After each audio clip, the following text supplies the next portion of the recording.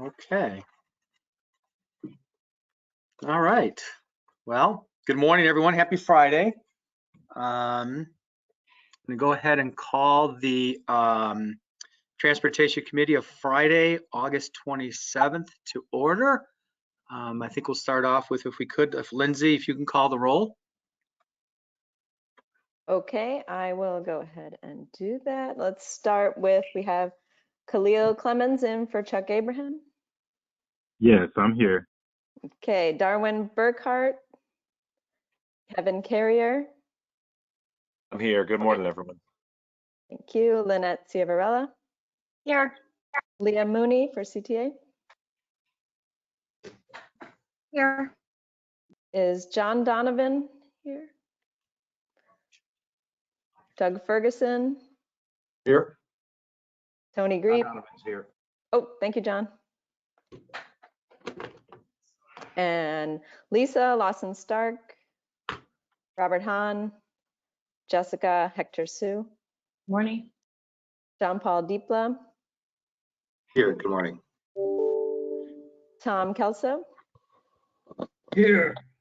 Thank you. And Jackie Forbes Here. for Kendall. Christina Kopkowski. Eric Llewellyn. Here. Chris Hebert. Tara Orban. Morning, present. Thank you. Jessica Ortega. Here. Heidi Persad. Brian Carlson for IDOT. Here. Tom Rickert. Here. Mayor Rockingham for Council of Mayors. I think he might have been out. Joe Schofer. Dave Seglin. I saw his name. Chris Snyder. Present. P.S. Siraj. Scott Weber. Sriraj is here. I was muted, sorry. Okay, thank you. Audrey Wennick. And Rocco Zucchero. Happy to be here. Okay. So we have a quorum. So I have a statement to read. As permitted by the governor's disaster declaration of August 20th, 2021, the determination has been made that an in-person meeting is not practical or prudent for this committee. To ensure that the meeting is as transparent as possible, we posted the meeting materials approximately 1 week in advance, and we'll provide a recording of this meeting linked to our website, and we'll take all votes by roll call. So with that, I'll ask if there are any agenda changes. Seeing, hearing none. Is Dave on the line? Dave Seglin?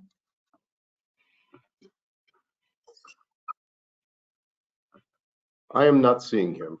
Hey, Chris. Yeah. Chris Snyder, this is Leah Mooney. Just one agenda item. Can we talk briefly about the UWP recommendations and the timing of that process? Okay, we'll add that to the end of the meeting. Because the UWP going Terrific, forward, thank you. UWP going forward, because I think that's already gone through committee and board policy, or it's going through the process, right? Leah, are you talking about recommendation? The memo that was sent out to UWP committee members? Yeah, actually, I think there is a UWP meeting scheduled to talk about that memo later this month. We can see if we can get that. That typically is handled by the UWP committee and not the transportation committee. I have some thoughts on process, Erin, that I'd like to talk about at this meeting. Okay, sure, sounds good. Thanks. Okay, then if that's okay, we'll move that to the near the end of the agenda, if that's okay. Well, I did have an announcement, and maybe I did want to acknowledge that today would have been Dave Seglin is retiring at the end of the month. from CDOT. So today would have been his last meeting with us. So he maybe if he joins us later, but certainly just want to acknowledge his 32 years of service, not only just with CDOT for many, many years, but Northwest Municipal Conference, and then before that as kind of a special counsel, if you will, to the North Shore Council for many years. So this, so he'll be leaving CDOT at the end of the month. So I guess that's next week. But we'll see if he joins us later. Maybe at the end we can also acknowledge that as well.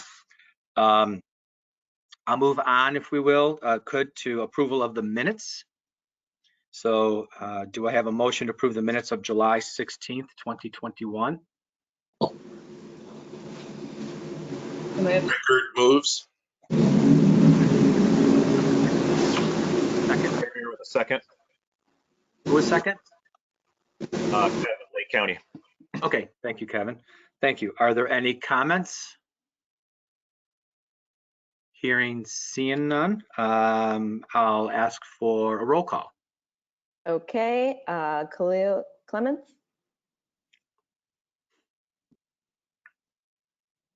Darwin Burkhart, Kevin Carrier, Aye. Lynette Ciavarella, Aye. Leah Mooney, Aye. John Donovan. Oh, sorry, Doug Ferguson. Aye. Lisa Lawson Stark, Robert Hahn, Jessica Hector Sue, Aye. John Paul Deepla, Aye. Tom Kelso, Aye. Jackie Forbes. Aye. I don't know if Christina joined us. I'm here, yes. Okay, thank you. Eric Llewellyn, Aye. and did Chris Hebert join? Or okay, Tara Orban, Aye. Jessica Ortega, Aye. and Heidi Prasad I didn't see yet. Brian Carlson. Yes. And Tom Rickert. Aye. No Mayor Rockingham or Eugene Williams. How about Joe Schofer? Vig Krishnamurthy for CDOT. Aye. And Chris Snyder. Aye. P.S. Siraj. Aye. Scott Weber. Audrey Wenink. I saw her. Aye. You. Rocco Zucchero. Aye. Hey, and I just noticed Dave Seglin sent a message in the chat. He's as an attendee. Can someone promote me into the meeting? This is one last shot at him. Is that what we're doing? Holding him back?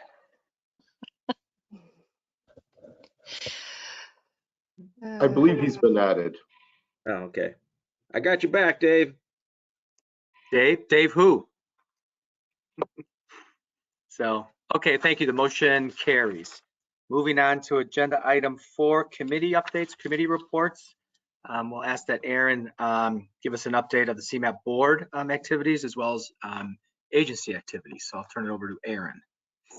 Thanks, everyone. Thanks, Chris. The board typically will take July and August off, so the board hasn't met since its June meeting, but we are anticipating a September meeting, and we'll spend some time at the September meeting talking about our strategic planning work.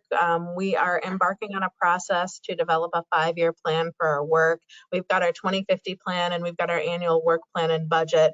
But one thing that I've been committed to doing is finding a way for us to articulate how we can make progress towards 2050 in a meaningful way over the next 5 years. So the committees will probably begin to see some of this, but we'll be talking with the board about it in September.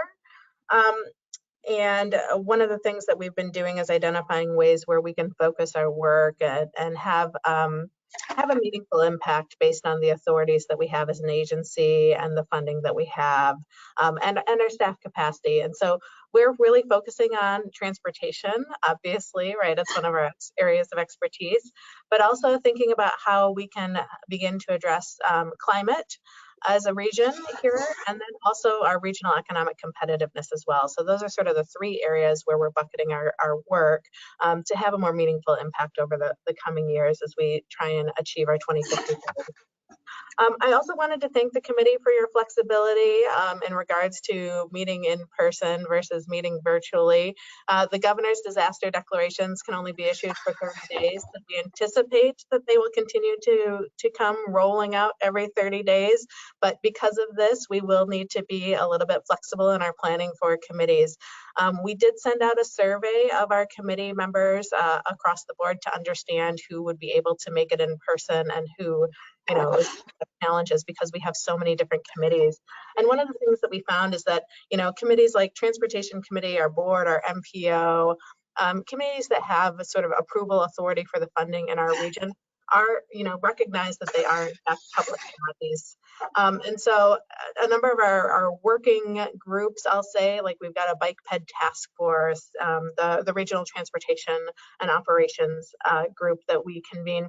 We have been approving these as open meetings abiding committees. And so one of the things that we'll be taking to our board in September is the recommendation that we clarify which of our committees are subject to Open Meetings Act and are committees of our board, and which of these are again, sort of groups that we want to convene on specific subject areas that are important to advising our work. And so you will see some clarifications around our working level committees, and we'll be renaming a couple of committees. So the Environment and Natural Resources Committee will be transitioning to the Climate Committee. We have an Economic Development Committee. We're going to align this with our strategic plan and call it the Regional Economic Competitiveness Committee. And the Transportation Committee will continue to remain the Transportation Committee. And the project selection committees that are important for us, Tier 2 consultation meetings that are Open Meetings Act compliant boards will be outlined in that memo. But some of the other the groups that we've been convening, we will continue to do under the auspices of our work and under my direction and not under the board's direction. So we are looking for that clarification, I think, because of the fact that we recognize that based on the survey, some of our committee members will have challenges coming downtown, depending on the sort of the uncertainty of the future here. So that will be going to our board. There won't be any changes to the Transportation Committee. It is an OMA compliant committee and a core working committee of our board and the work here at the agency. So I wanted to share that. I'm happy to answer questions if there are questions on that. Are there any questions of Aaron on those two subjects? Aaron, I did have a question at our last meeting. I know you emphasized ADA transition plans, and from the minutes, I think you and IDOT and FHWA were going to meet. As I mentioned before we logged into the meeting, the county engineers had a chance to meet with the secretary recently, and he too brought up that issue. And so I guess my question is whether there had been a meeting and whether there's anything to share with this group in terms of next steps and what's being looked at, or a future meeting. Absolutely. So I'll provide you some brief overviews of the conversations that we've had, but we will bring it to this committee more fully. We met with FHWA, Metropolitan Planning Council joined us because it really was their report, I think, that spurred this closer look at whether or not we were in compliance with ADA rules and regulations here in the region, and that closely related to our self-certification as an MPO in terms of meeting all the federal titles and rules that we're required to collectively meet. And IDOT was in the room as well. And so we discussed developing a program here in the region that would sort of take a multi-pronged approach, in that we would build capacity internally to help support communities develop ADA transition plans, that we would work with IDOT to develop maybe a consultant contract and bring somebody on board or multiple firms on board to help support through a program that could look like our technical assistance program, our local technical assistance program, and that we would develop a plan that would hopefully over the next 8 years bring us into compliance on the ADA transition plans. I think we had heads nodding in the right direction. We talked about what the role of our civic partners could be to this process. It's multifaceted in terms of thinking about, the higher capacity communities, the bigger communities in our region can have a bigger impact on the ability for people to move around, but then also recognizing that we've got a number of communities that don't have the capacity to be able to do this work themselves. And so we want to tackle this from, I think, both ends of the spectrum to bring our region into compliance here. So we're in the process of talking about an agreement, the total size of the dollars available that we'd like to commit towards this moving forward. And the state has been amenable to, I think, all of these conversations and recognizes that it's an important priority here for us. Okay. So more. Good. Thank you. Thank you. Seeing no other comments, we'll go ahead and move on to agenda item 5, TIP amendments. So we'll ask that Russell provide an update or an overview of the 2019-24 TIP amendments. So Okay. I'll turn it over to Russ. Yeah. All right. Included in your packet today is a memo detailing the 85 TIP changes contained in Formal TIP Amendment 21-08 and the 127 TIP changes contained in Administrative Amendment 21-08.1. As seen in the memo, formal amendments resulted in a net increase of $302 million in total project cost, of which $301.2 million is in federal cost for all prior, current, and future years in the TIP. Administrative amendments resulted in a decrease of $47 million in total cost, along with a small $4.4 million decrease in the federal cost. The net change from all amendments, formal and administrative, resulted in nearly $255 million in total costs being added to the TIP in prior, current, and future years, of which nearly $297 million are federal funds. As shown in the memo, while cost changes comprise most of the formal changes, there were also a number of new ITEP-funded projects that were added to the TIP during this amendment cycle. Administrative amendments were comprised mainly of project phases going into and out of advanced construction, cost changes, and schedule changes. The amendments, along with the memo, were posted on August 20th for committee and public review. At this time, staff requests approval of the formal TIP amendments 21-08. I'll take any questions if there are any.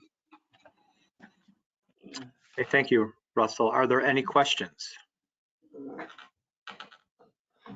I don't think I see any. Seeing none, so we'll move on to, I'll entertain a motion to approve TIP amendments 21.08.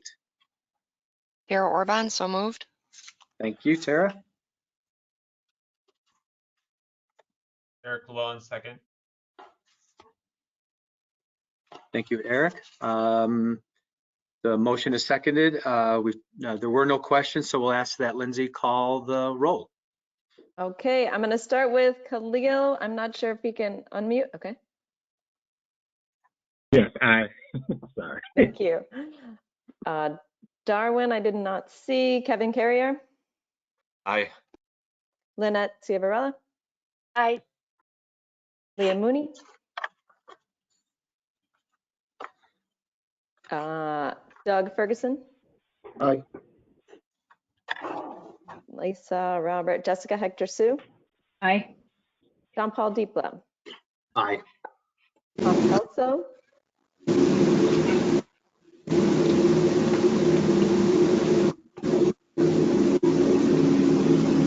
What that is. Jackie Forbes. Aye. Christina Kopkowski. Aye. Thank you. Eric Llewellyn. Aye. And I saw we had Jennifer Sarnekian for, is she voting for Sewer PAC? Maybe not. Tara Orban. Aye. Thank you. Jessica Ortega. Aye. Heidi Bersad. Brian Carlson. Or Jose Rios. Aye. Okay, thank you. Tom Rickert. Aye. Mayor Rockingham. Joe Schofer. And then CDOT. Is Dave, are you voting today? Or should Yeah, I we? think this will be the last minute I'm voting, then Big will be taking over. So I vote aye. Welcome, Big. Chris Snyder. Aye. P.S. Siraj. Aye. Audrey Wennick, Aye. Rocco Zucchero. Aye. Thank All you. right. Sounds good. The motion carries. I did see something in the chat that Leah was having some connection issues, so I don't know if that's still. Chris. Oh, okay. All right. Do you hear Good. me? Good. Okay. Yeah, we Thanks, do. Thank Emma, you. for Okay. fixing it. All right. So, okay. So the motion carries. Thank you, everyone. We'll move on to item number 6, which is RTA Section 5 or 5310 program. So I'll ask that Heather provide an overview for the call for projects. Great, thank you. Heather Mullins with the RTA and the Division Manager of the Local Planning and Program Management Group. I'm just going to give you an overview of our Section 5310 call for projects and then our FY 20 and 21 program projects. I'll give a little bit of background on the program itself and then talk through the process we went to for our call for projects and then give a brief overview of the recommended program or the approved program at this point. Next slide. So the Section 5310 program is a formula grant program that provides assistance to public transportation projects and focuses on enhancing mobility for seniors and individuals with disabilities.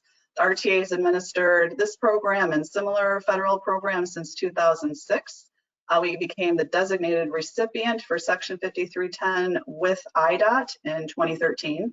As the co-designated recipient, RTA awards and administers operating, mobility management, capital improvement projects, and associated administrative expenses, while IDA is responsible for administering grants for paratransit vehicles. Next slide.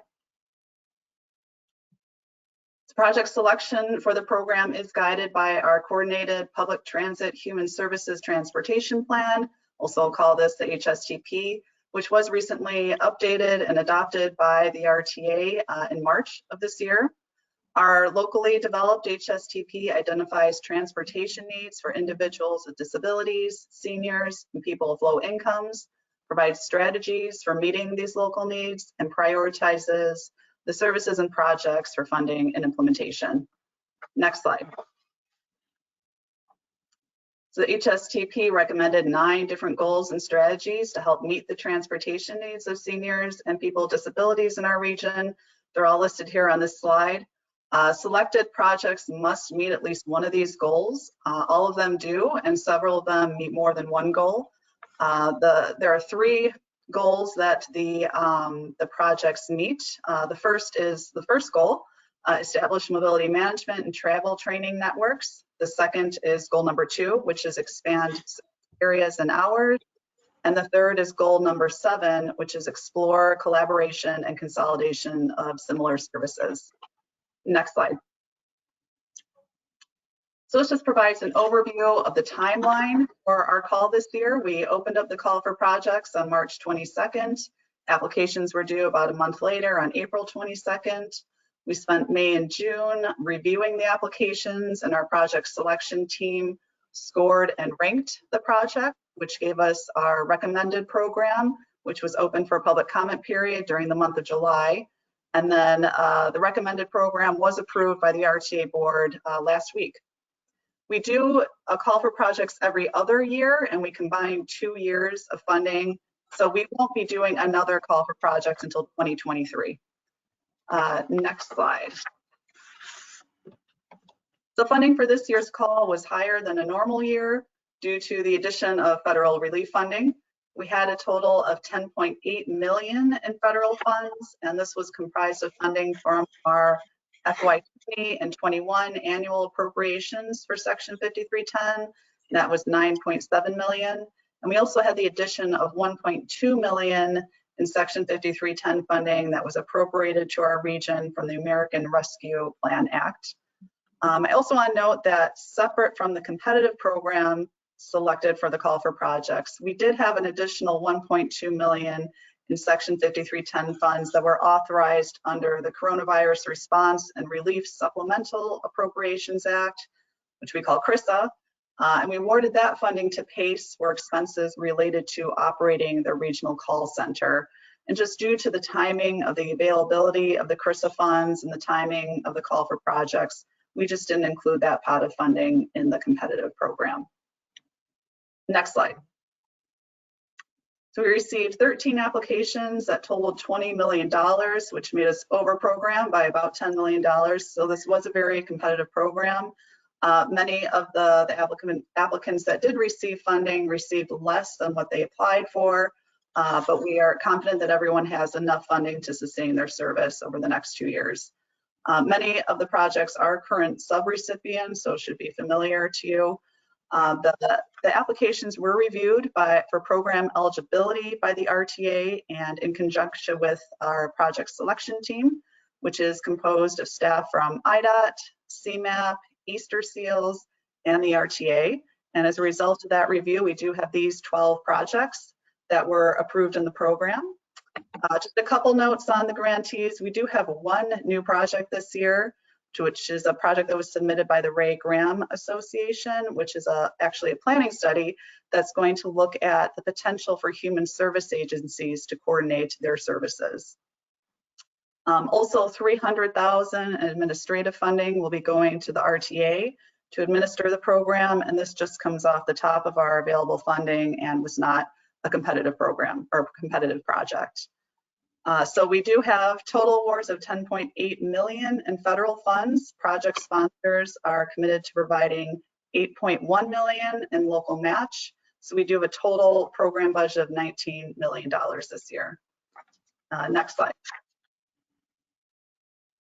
We did notify all of our applicants. We sent out award letters earlier this week. Our next steps after that are to do the projects in the tip, of course, and then we will be developing our application to the FTA for the projects that we selected. We'll issue grant agreements with our subrecipients probably early in 2022 and when funding is available. That's all I had, so I'm happy to answer any questions. Okay, thank you, Heather. Are there any questions for Heather? None? All right. All right, thank you. Thank you, Heather. Thank you for that update. We'll now move on to legislative. Tim, for the federal legislative update, if he's out there. Yeah. Yes, there he is. I am here. I just popped up. I am trying to share my screen, which I think should happen in a minute. Maybe. There we go. All right, give me 1 second. I think I got it. Can you see my PowerPoint here? Yes. Perfect. All right. I think I'm good. Sorry. I'm not used to GoToWebinar. All right. Well, good morning, everyone. For this morning's federal legislative update, we just wanted to give you a brief overview of the Infrastructure Investment and Jobs Act. So this is the Senate-passed reauthorization bill that recently was considered by the House, but I'll get into more of that right now. So this bill would provide additional funding or above current baseline, spending of $550 billion over the next 5 years. So that's from 2022 to 2026. Of that $550 billion, almost half of it, $274 billion, would go to USDOT, nearly doubling the department's total budget authority over the next 5 years. So we pulled a few slides there from Eno, just that visualize this pretty well, I think. So you can kind of see the breakdown in the top right there of how much of this is going to transportation and then where it's going within the transportation, Department of Transportation. So that spending increase will obviously correlate to increased spending levels across most, if not all, of USDOT's formula programs. For the region's core programs that CMAP administers, you can see here there's estimated increases of 32% for metropolitan planning and STBG, or surface transportation, 10% for CMAC, and then 76% actually for transportation alternatives. So a few of the policy and programmatic changes that we wanted to highlight, since they may directly impact CMAP if this is passed is the inclusion of new housing language in the metropolitan planning section that would allow MPOs to better coordinate transportation planning with housing, including as a planning factor. And it would also allow TMAs or transportation management areas like our region to develop housing coordination plans that would be linking transportation to housing and economic development more clearly down the road. The bill would also increase surface transportation block grant eligibility to planning and construction of things like emerging technologies like Hyperloop. It would also cover the construction of more natural infrastructure to enhance resiliency, and it would cover electric vehicle charging infrastructure, among other things. So now I'm just going to go briefly over some of the formula programs, and then I'll do the competitive programs after that.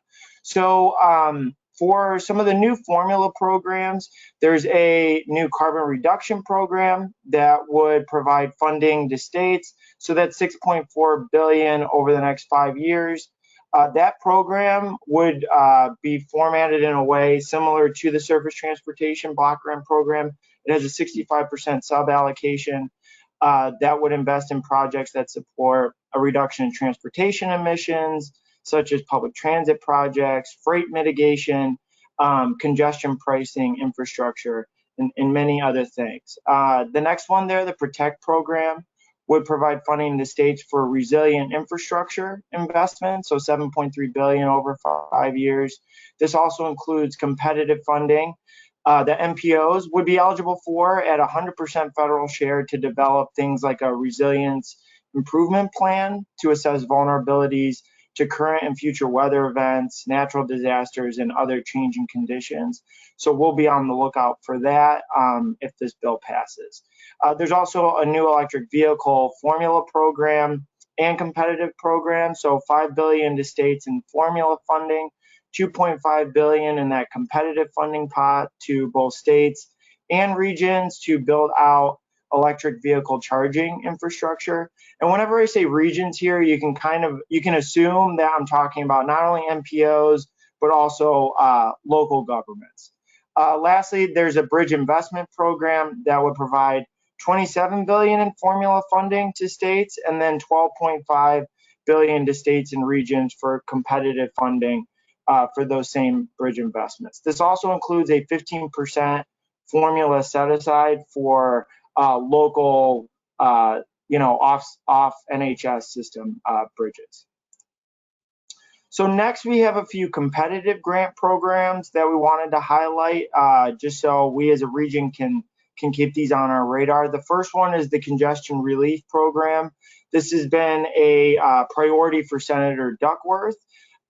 She made sure that this program was included in that Senate bill. It would provide $250 million to regions to advance multimodal solutions to congestion, including funding for things like congestion management systems, more congestion pricing infrastructure, and other incentive programs, such as, carpooling. This also is different from some of these other programs in that there's the eligibility goes to regions that are 1 million and over, and it focuses on regions that have more a higher need of congestion relief. So that is part of a priority criteria of this program. There's also $1 billion for a Reconnecting Communities pilot program that would target highways that were built through neighborhoods that now have created barriers to mobility and economic development. Then there's $500 million for smart mobility demonstration grants to conduct demonstration projects focused on advanced smart city or community technologies that would improve transportation efficiency and safety. Next, we have a few more here. So the Healthy Streets program, Healthy Streets program, or actually I'll go in order there. The Safe Streets and Roads for All program would provide funding to local Vision Zero efforts. A good chunk of this is also for planning. That next one, the Healthy Streets program, focuses more on resilience, and things like mitigating urban heat islands, improving air quality, reducing stormwater runoff. And then the last one there, a new railroad crossing elimination program that would provide quite a bit of funding there, $3 billion to improve safety in highway rail crossings.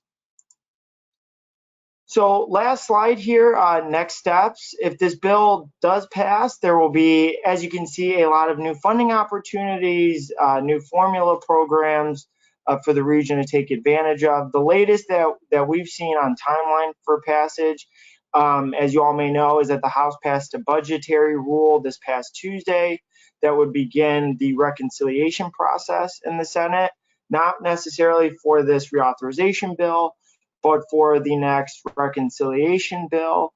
Democratic leadership in the House has said they will not pass this infrastructure bill without the Senate passing another reconciliation package first. So you can think of that as like a second American Rescue Plan.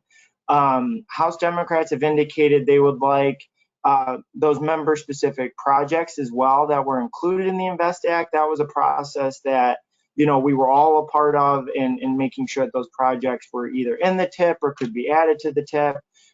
So House Democrats, or just the House, they're trying to see if they can get that and those projects in the reconciliation bill, but no word on whether or not that will actually happen.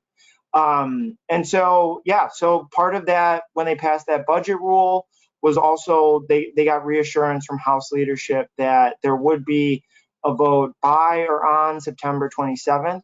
So 3 days before the expiration of the FAST Act. So they have until September 30th to either extend the FAST Act or pass this new reauthorization bill. So with that, I would be happy to take any questions you may have. If not, I will turn it over to Gordon for the state ledge update. Okay, thank you, Tim. Are there any questions of Tim? Leah. Hey, Leah here. Hi, thanks.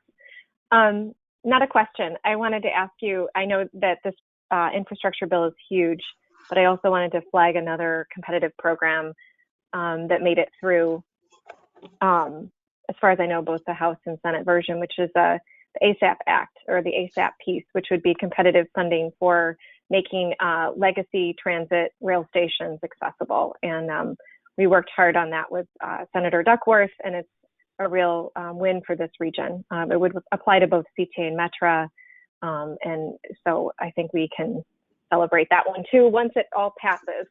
So thanks for that great update. And then just a question for the committee's consideration at some point. Would the increases to the formula programs with the STP program and the congestion relief program potentially increase the pool of money allocated to the STP competitive program? Yeah, nods. Okay. Thanks. Yeah, based on the existing formula, there's an increase. It would run through the same sort of process. So I believe it's 15% of that would then go to the competitive program. Thanks. Okay. I have a somewhat related question, just in terms of, so thank you, first of all, for a very informative presentation. My hand hurts from taking notes here. But you mentioned like the increase to, STP, CMAC, and TAP. At a federal level, that's the percentage increase. Would that trickle down to have the same relative increase to the programs, administered by CMAP? Would we see a similar increase, I guess? Tim, I don't mean to speak over you if you want to answer. Yeah, that's our anticipation, is that, you'd see sort of the same level of increase that would come to all the states. And then our region gets 18.92% of the core programs, but they would be increased by that proportionate, like 32% or whatever it was moving through. So yes. Wow, great. Okay, thank you. Yeah, lots of good things. I mean, I think we're hopeful that this gets passed. I think, again, there's a lot of benefits that our region would see and be able to invest in should this bill pass. Tim, if you could share your presentation with everyone. I too ran out of paper writing notes, so I appreciate getting that out. I know we're all probably getting questions on, from our various committees, what can we provide in terms of a summary of the Senate bill. So that was was good intel and insight, so I appreciate that. Was there anything to your knowledge in terms of policies on streamlining processes, especially on the highway side? Do you recall? So I could take a deeper dive into that, but I do know that and I haven't looked at this section specifically yet, but I do know I believe they codified that one federal rule, or they had language in there regarding that. And so I can dig deeper into that and send you some information when I send the PowerPoint as well. And feel free, if anybody has any questions like that, you can always send them directly to me as well. Okay, I appreciate that. Thank you. Yeah. Any other questions for Tim? Okay, hearing none from Tim, we'll turn over to Gordon for a state update, or if there is a state update. Yeah, can you hear me, Chris? We can. Yeah. Great. There's not a whole lot, not nearly as much going on at the state level as there is in federal government. Obviously, the General Assembly's on break. They do plan on coming back next week to address a couple of issues dealing with redistricting and also with the energy issue. Hopefully, they're trying to get that done. But in the meantime, the governor has taken action on a number of bills that I just wanted to highlight for your information, things that we've been tracking, and I'm sure you all have too, and that he signed into legislation. Well, he signed and approved them for moving forward, which the first one is House Bill 253, which is the IDOT Asset Management Plan. It establishes a performance-based programming requirements for the department to follow. That's something that's been, an initiative for a number of members of the Transportation Committee, but also CMAP for quite some time. And then we've got Senate Bill 1791, which requires IDOT to conduct safety studies following occurrences of crashes on certain state highway intersections. That's going to be, figured out a little bit more. I'm not quite sure of the overall impact that's going to have on IDOT's resources. But there's also a bill that was signed into law, House Bill 2950, which was an initiative of a number of the collar counties to provide some clarity on the eligibility of MFD funds for certain non-vehicular facilities, bypass, headways, and such. And then finally, House Bill 399, which created the High Speed Rail Commission, of which CMAP has been identified as being a member. IDOT is going to be staffing that committee, and I think there'll be more details coming out about expectations moving forward. That really kind of sums it up at this point. For me, I will have additional information at next meeting. I think we'll have a little bit more of an analysis of the state budget that we'll present to the board. So I don't want to tip our hand today. But if you've got any questions, I'd be happy to answer them. Thank you, Gordon. Any questions of Gordon? Hey, Chris.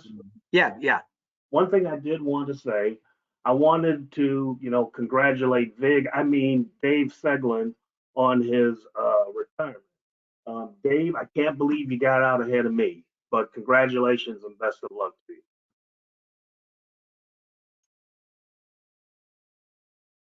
Well, it's typically Dave is talking and no one's listening. You're on mute, Dave. You're on mute. Nope. All right. Well, he's never been at a loss for words. What the heck's going on? So, yeah, something's going on with Dave's mic. Okay, well, hey, it looks like AGE is kicking in already for Dave, possibly. So, okay. Well, thanks for the legislative update, Gordon. We'll move on to other business. I think that, was it Leah just had a question on UWP? So I'll turn it over to, there she is. Yeah, Leah. Oh, thanks, Chris. Yeah, just really a process question for this. I know that the UWP committee and CMAP staff have been hard at work looking at the UWP program and how things might shift there. The recommendations that came out last Friday, we've had a chance to look at, and they're a pretty big change in a lot of respects in terms of time frame, in terms of grant size. I know that they're planning to meet as the UWP committee on September 8th and then meet again on September 22nd to vote on it. And I was wondering if there would be an opportunity to delay the vote piece of this so that Transportation Committee could be briefed before the UWP vote takes place, just because it's kind of a large change to the program.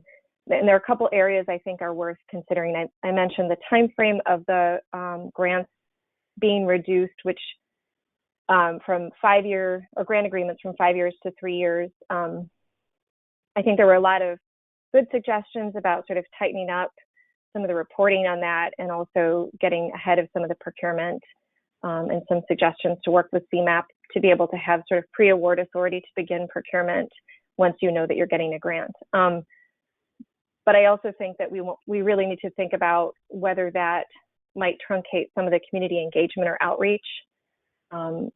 And then the other piece of it is just that with the federal changes that Tim was just talking about, if there is going to be an increase to these funds coming to the region for this program, maybe that does take away some of the need to have smaller grant sizes for the competitive program.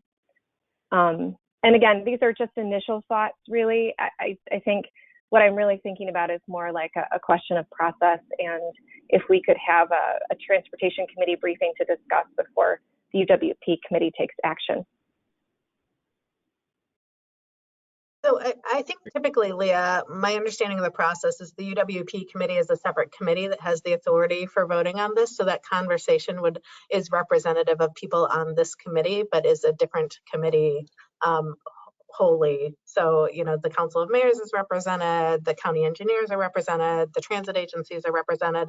And so the UWP committee is the responsible entity for talking about the changes to the program, which is why we have a discussion meeting and a vote meeting here. So we're happy to brief members of the Transportation Committee on the UWP process, but the team on our staff that is sort of run through working with IDOT and Federal Highways on the eligibility of the programs had a series of 4 workshops on the program process, sort of as you saw outlined in the memo. So in terms of process, that next conversation I think that you're talking about, sort of kicking around, talking about the size of the grants would really happen at that next UWP committee meeting. That doesn't say, Chris, your prerogative is to have a discussion here about it. I would just say that the body that makes the final decision is the UWP committee. Right, and I think that's similar to other programs. We have the CMAP Project Selection Committee. You know, they deal with these issues, make recommendations, you know, to the Transportation Committee for approval. Can I ask a follow-up question on process? Yeah. The UWP meeting where they would decide on this or make a final action is the 22nd of September, which is a couple days before the next Transportation Committee. Would their recommendation then be brought forward to Transportation Committee for approval, or is it just done after UWP committee? Tom, my understanding is that it's just done at UWP committee, but I can get Angela and confirm that for you. I just thought there was some action that Transportation Committee would be taking following UWP committee recommendation, which is why I thought we should have some additional discussion. I'll confirm, Leah. I don't believe that that's the case. I believe the committee is sort of the binding, agreement for the process. Okay, so we have a representative on that committee, and we can absolutely take that up there with that discussion. Great. I'll confirm though. Microphone working now? Yes, Dave. Oh, good. Okay. Yeah. Thank you for whoever was able to mute me. I wanted to ask, with the new Federal Transportation Act coming up, I imagine we expect to see an increase in UWP funds. I think UWP is a set aside of the construction accounts. So I'm assuming that starting next year, we could see a significant bump in funding. So I wouldn't want to do anything now that would preclude us from having a more robust competitive program in the future. Yeah, I mean, I think that's one of the things that's nice about that committee is that we can be a little bit more nimble. Well, there are some things that we were asked to clearly address, reduce the time frame of the agreements to get money moving faster from a 5-year agreement to a 3-year agreement. Those are a couple of things that I think are things that will not change should there is more money. But, you know, I think that the committee at the next meeting should talk about, you know, what the project size is. We've just seen over the past, you know, without the promise of a new bill being passed, the competitive fund has dwindled from, you know, a couple $1 million to about $600,000. And the ability for us to do lots of projects with $600,000 in competitive funds is limited, right? Just given the size of the projects. A couple other things that Federal Highway, the other thing I think that Federal Highways impressed upon us is that, you know, we need to make sure that the projects that are being selected aren't things that are requirements of agencies, core requirements of agencies already, that this is really sort of a value add program. So that's another area which we've been, you know, we've talked about as a committee in terms of thinking through what types of projects would be funded under this competitive program. The dollar value. If I remember right from the past, I thought the UWP committee makes a recommendation to the transportation committee. That's what I need to check on. I just don't, Angela's not here, so I don't know off the top of my head. I think the process, Aaron, thank you for helping check the administrative process or, you know, the governance process. But I think we bring some good issues up and we'll have the discussion at UWP committee for sure. Just kind of to what Dave Seglin brought up and what Leah brought up in our prior discussion on federal money, looking at the kind of bigger picture of like all our collective capacity for competition with totally new competitive programs. Hopefully some of those, you know, dollars will come to the region. So the reason I think it should, you know, be discussed at the proper committee, but I think why it's relevant for all of us too is just in thinking of how do we, as agencies who have, you know, certain amount of capacity to apply for things, think about what is it we want to have as, how many competitive programs can we sustain applying to, and when there are new ones coming on top, what does that mean then for UWP competitive and, you know, the ability for people to take that on, particularly for a smaller dollar value. So that's sort of from CDOT where we have some thoughts overall. Yeah, and I'm sorry, Vig, was that you? I just can't. Yeah. Thanks. I don't see the place where I see the person talking. So I think I might have had my camera off. I'm sorry. Oh no, it didn't matter about the camera. I was like, where is it telling me who's talking? I think you're right. I mean, I think that's going to be a big challenge here as we go into if this bill gets passed, is all of these competitive programs and the coordination of the competitive programs and the priorities of the competitive programs, right? If everybody's applying for resiliency grants through or street, you know, ADA accessibility grants. I mean, that's another thing that is, I think, concerning to us too, as we think about sort of meeting our ADA requirements. Are we cannibalizing sort of industry who will be able to help us and the expertise in terms of how we make sure that these things are put to best use? I checked a previous UWP agenda from last year, and it does say a recommended program to the transportation committee for approval. Okay. Yeah, my recollection, it comes through transportation, ultimately to MPO policy, the program, the recommended projects. In terms of everything leading up to that, that's handled at the committee level. When the projects are selected. Yes. Yeah. Okay. The only thing I'd like to bring up under old business or other business is, David, you were in the process of being let in, so we did acknowledge your pending retirement at the end of this month and your 32 years of service, mostly with CDOT, but other agencies. And so, you know, from a personal standpoint, I've known you, I think, exclusively with your time on the old CATS and now CMAP, and always valued your knowledge of the process, and with that, and certainly your insightfulness on a lot of issues. And so congratulations on your retirement, and good luck in what you might be doing on September 1.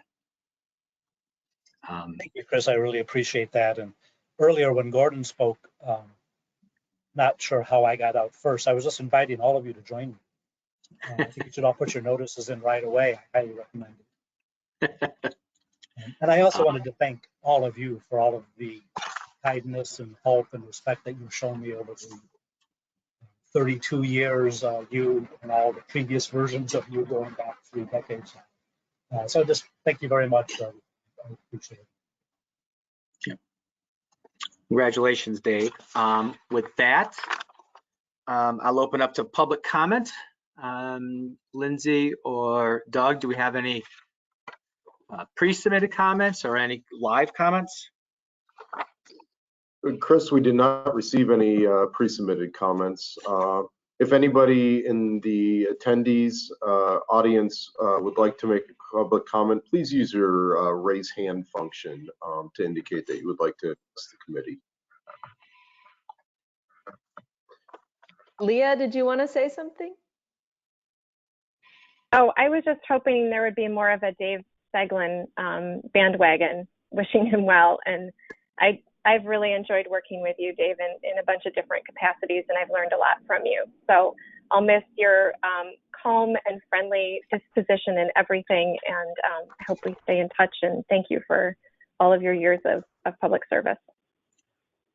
Very much.